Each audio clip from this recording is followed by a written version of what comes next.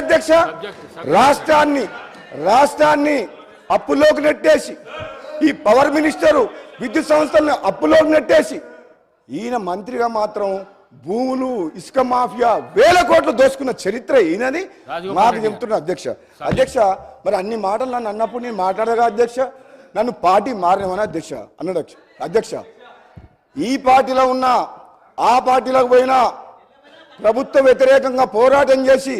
నా ఆశయం లక్ష్యం ఒకటే అధ్యక్ష ఈ కుటుంబ పాలన పోవాలి నియంత పాలన పోవాలని తెలంగాణ సమాజం మొత్తం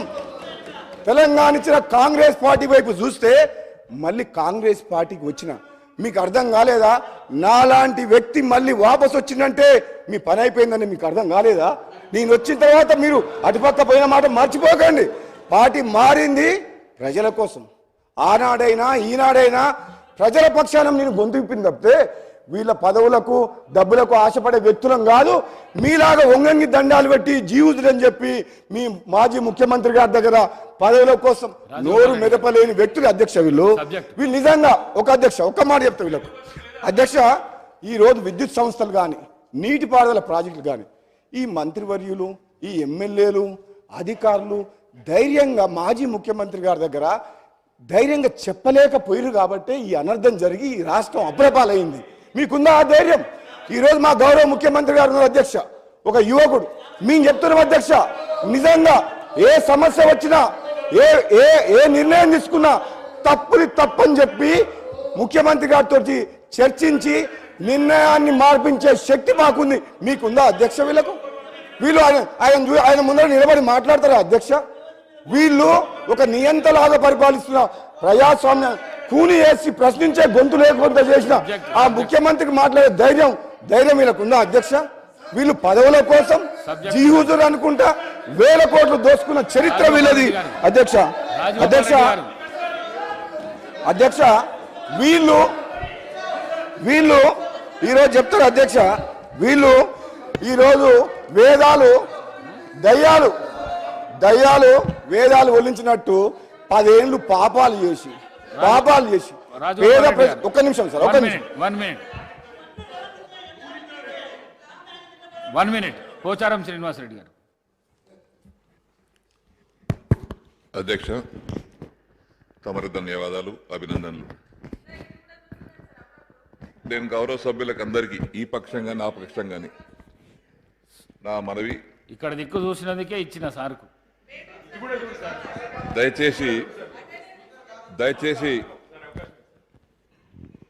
సభా హుందతనాన్ని మనం అందరం కాపాడుకోవాలి ఎందుకంటే చాలామంది కొత్త సభ్యులు వచ్చారు వాళ్ళు మనం చూసి నేర్చుకోవాలి సభలో ఏ విధంగా ఉండాలి సబ్జెక్ట్ మీద ఏ విధంగా మాట్లాడాలి ఎందుకంటే మళ్ళీ వాళ్ళ ఎన్నికలు వాళ్ళు అందరం కలిసి పోవాల్సిందే ప్రజల తీర్పు ఎట్లుంటుందో ఎవరు చెప్పలేం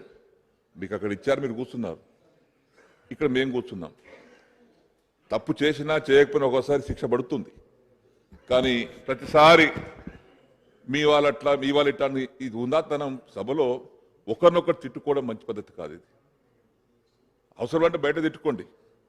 సభా సమయాన్ని వృధా చేయకండి సబ్జెక్ట్ మీద మాట్లాడండి దయచేసి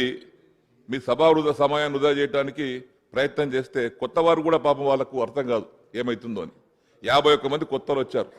మనమంతా సీనియర్స్ వ్యక్తిగత దూషణలకు పోకండి దయచేసి మేము కానీ మీరు కానీ ఎవరైనా కానీ సభ వృధా చేయకండి సభను ఉందా నడపండి దయచేసి సభ అధ్యక్షుల వారికి కూడా నా మనవి నేను కూడా మొన్నటి అక్కడే ఉన్నాను వారికి ఎంత సమయం ఇచ్చాను రికార్డులో ఉంది 5 ఉంటే కూడా మేము అధికార పక్షం మాట్లాడేదానికంటే సమయం వారికి ఎక్కువ ఇవ్వడం జరిగింది అధ్యక్ష ఇప్పుడు రికార్డు తెలుస్తుంది మీకు ఆ విధంగా వారు కూడా సభ నడిపించుకున్నాం ఇప్పుడు కూడా మీకు సహకరిస్తాం మేమందరం కూడా సభ సజావుగా జరగాలి మంచి ఫలితాలు అందాలి ప్రజల మంచి మెసేజ్ పోవాలి కానీ ఈ యొక్క వ్యక్తిగత దూషణలను చేసుకోవడం మంచి పద్ధతి కాదని మరొకసారి వారికి విజ్ఞప్తి చేస్తూ తమరికి ధన్యవాదాలు చెప్తున్నాను రాజగోపాల్ రెడ్డి గారు ఒక్క నిమిషం అన్న అది అయిపోయింది మంత్రి గారు మాట్లాడండి సబ్జెక్టే మాట్లాడండి సబ్జెక్ట్ ఇది అధ్యక్ష గౌరవ సభ్యులు మాట్లాడుతూ విన్న తర్వాత సభలో కానీ సభ బయట కానీ ఎన్నికల ముందు కానీ ఈ ఫ్రీ పవర్కు పేటెంట్ బీఆర్ఎస్ పార్టీ మేము ఆయన కింద గౌరవ సభ్యులు ఆనాటి ముఖ్యమంత్రి గారు మాట్లాడడం జరిగింది. అధ్యక్ష పేటెంట్ అన్నట్టుగా ఈ పేటెంట్ ఫ్రీ పవర్కు